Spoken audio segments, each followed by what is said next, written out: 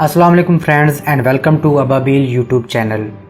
दोस्तों, कमांडो किसी भी आर्मी के लिए बहुत ज़्यादा अहमियत का हामिल होता है, जो कि एक आम फौजी से कहीं ज़्यादा ताकतवर और वेल ट्रेंड होता है। कमांडो वो मिशन सरअंजाम देता है जो कि आम फौज नहीं कर सकती। पाकिस्तान में कमांडो फोर्स का नाम SSG है, यानी स्पेशल सर्विस ग्रुप। कमांडो की ट्रेनिंग दुनिया की सबसे मुश्किल और ख़तरनाक ट्रेनिंग समझी जाती है, जिसके लिए हड्डियों की मजबूती के साथ असाब और अरादों की मजबूती भी ज़रूरी है। दोस्तों, इस वीडियो में हम आपको बताएंगे कि SSG को किस तरह ज्वाइन किया जा सकता है और SSG की ट्रेनिंग में क्या कुछ होता है, और ऐसी बातें भी आपको पता चलेंगी जो आपने ज़िंदगी में कभी ना सुनी हो। आगे बढ़ने से पहले अगर आपने अभी तक हमारा चैनल सब्सक्राइब नहीं किया तो ज़रूर कर लें, दफ़ाई इल्म में इजाफा होगा। दोस्तों, SSG के लिए जो सबसे पहली रिक्वायरमेंट है वो ये है कि आपका फ़ौजी होना ज़रूरी है। SSG आर्मी से ही बंदे चुनती है, सिविल लोगों से SSG का कोई ताल्लुक नहीं है। आपका ताल्लुक आर्मी के किसी भी यूनिट से हो, आप SSG ज्वाइन कर सकते हैं। रूल्स के मुताबिक आपकी आर्मी सर्विस 5 साल हो तो आप अप्लाई कर सकते हैं, लेकिन आजकल 2 से 3 साल की सर्विस वाला भी अप्लाई कर सकता है। ये भी ज़हन नशीन कर लें कि आप खुद अपनी मर्ज़ी से जब चाहें अप्लाई नहीं कर सकते। जब SSG की वैकेंसी आती है तो SSG की टीमें हर यूनिट का चक्कर लगाती हैं और आपको मोटिवेट करती हैं। SSG में जाने की सबसे बड़ी शर्त यह है कि आप अपनी मर्ज़ी से, अपनी खुशी से SSG में जाना चाह रहे हैं, ना कि किसी ऑफिसर या सीनियर के कहने पर। आपकी हामी भर लेने के बाद आपका फिटनेस टेस्ट होता है, जो कि एक फ़ौजी के लिए मामूली बात है। इस फिज़िकल टेस्ट में 1 मिनट में 40 पुशअप्स, 1 मिनट में 40 सिटअप्स और 7.5 मिनट में 1.5 मील की रनिंग होती है। इसको पास कर लेने के बाद मेडिकल टेस्ट और सिक्योरिटी क्लियरेंस देखी जाती है। दोस्तों, आपको एक फ्री टिप भी दे देता हूँ। हर इंसान को अपना पता होता है कि उसमें कितनी कुव्वत बर्दाश्त है और उसकी हड्डियाँ कितनी मजबूत हैं। अगर आपको लगता है कि आपकी हड्डियाँ ज़्यादा मार नहीं झेल सकती तो SSG में जाने का सोचिए भी मत, क्योंकि ये कमांडो की ट्रेनिंग है, कोई आम ट्रेनिंग नहीं है। खैर, सिलेक्शन के बाद आपको ट्रेनिंग के लिए KPK में चिराट सेंटर में भेजा जाता है। ट्रेनिंग सेंटर के अंदर इंटर होते ही आपको कहा जाता है कि सामान गेट पर रख दो और फ्रंट रोल शुरू कर दो, चाहे आपने कॉटन का या लट्ठे का सूट क्यों ना पहना हो। दोस्तों, जैसे ही दिन गुजरते जाएंगे ट्रेनिंग मुश्किल से मुश्किल होती जाएगी, और आगे की कहानी जो मैं बताने वाला हूँ वो ना किसी किताब में लिखी हुई है, ना किसी आर्टिकल में। दोस्तों, आपको मजबूत बनाने के लिए आपको बोरी में बंद करके जो छितरोल की जाती है वो नाकाबिले बयान है, और तब तक ये छितरोल की जाती है जब तक आपकी बस ना हो जाए, जब तक आप निढाल ना हो जाएं। आप जितना ज़्यादा रोएंगे और चीखेंगे, छितरोल उतनी ही तेज़ होती जाएगी। अगर आप चाहते हैं कि मार कम खाएं तो आप चुप करके मार खाएं और थोड़ी देर तक बेहोश होने का नाटक कर लें, तो आपको छोड़ दिया जाएगा। इस मार कुटाई का मकसद ये है, अगर आप दुश्मन के हाथ लगते हैं तो आप मार बर्दाश्त कर सकें। एक मरहले में आपको पैराशूट ट्रेनिंग स्कूल ले जाया जाता है।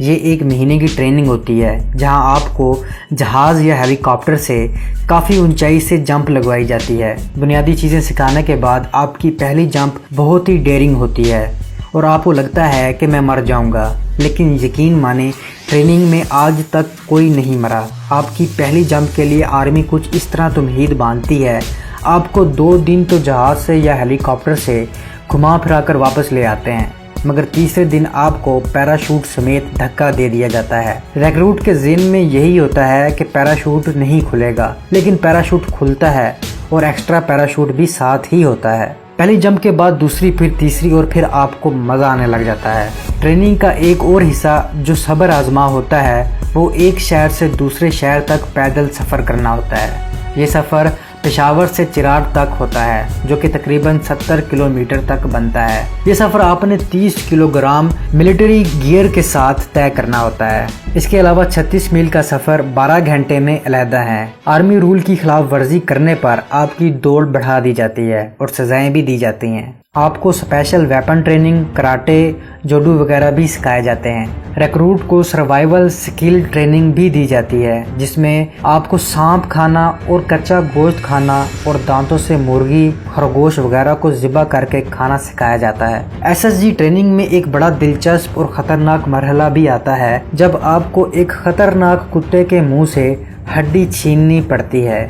ये भी बहुत मुश्किल मरहला होता है। इस टेस्ट का मकसद आपको बताया जाता है कि आप हर नामुमकिन काम को मुमकिन कर सकते हैं। फिर एक मैप नेविगेशन का मरहला आता है, जिसमें बुनियादी चीज़ें सिखाने के बाद आपको वीरान जंगल में तन्हा छोड़ दिया जाता है, जहां से आपने मतलूबा जगह पर टाइम पर पहुंचना होता है। मैप नेविगेशन में आपको नॉर्थ साइड का मालूम होना ज़रूरी है। अगर आपको नॉर्थ का पता चल जाए तो आपको अपनी चारों सिमतों का पता चल जाएगा, पर जंगल में आपको नॉर्थ का कैसे पता चलेगा?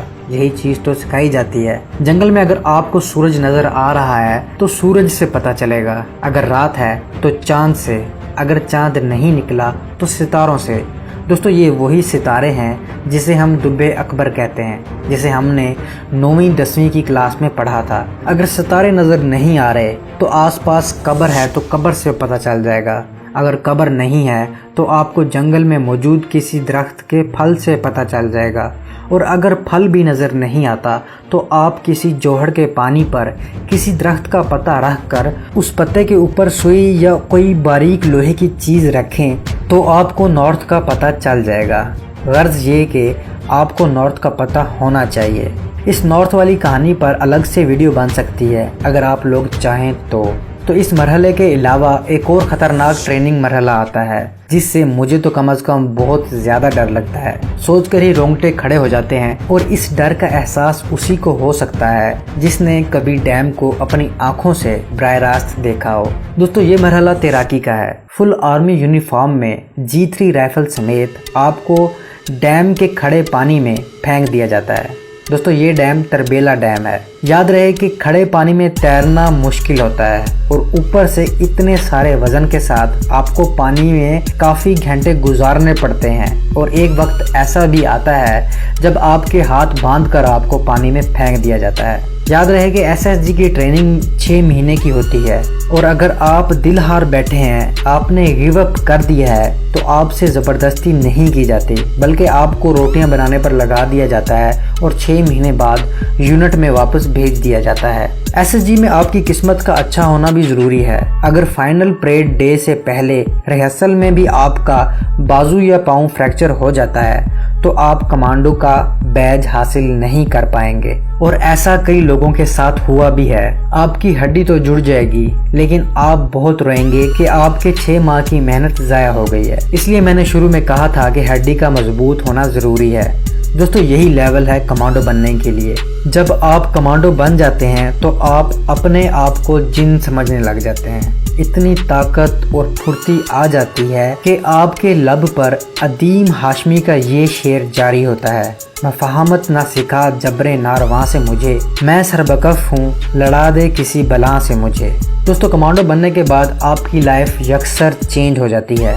आपकी यूनिट तब्दील, ड्यूटी तब्दील, आपकी तनख्वाह बढ़ा दी जाती है। आर्मी के थ्रू बाहर के मुल्क जाने के चांसेस बढ़ जाते हैं। आपको स्पेशल ड्यूटी, स्पेशल खाना दिया जाता है। आपको स्पेशल ऑपरेशन के लिए भी बुलाया जाता है। और अगर आप ISI में चले जाएं तो स्पेशल मिशन पर भी भेज दिया जाता है। दोस्तों, SSG की ट्रेनिंग इससे कई गुना ज़्यादा खतरनाक है जितनी मैंने बताई है, लेकिन इसको करने के बाद आपके पाँव आसमान पर रहते हैं। आप बलां बन जाते हो और अकेले कई बंदों से लड़ सकते हो। दोस्तों, अगर आप जानना चाहते हैं कि ISI को कैसे ज्वाइन किया जाता है तो डिस्क्रिप्शन में मौजूद लिंक पर ज़रूर जाइएगा। और अगर आप मज़ीद SSG के मिशंस और यूनिट्स वगैरह के बारे में जानना चाहते हैं तो कमेंट में ज़रूर बताइएगा। नेक्स्ट वीडियो तक के लिए इजाज़त। अल्लाह हाफिज़।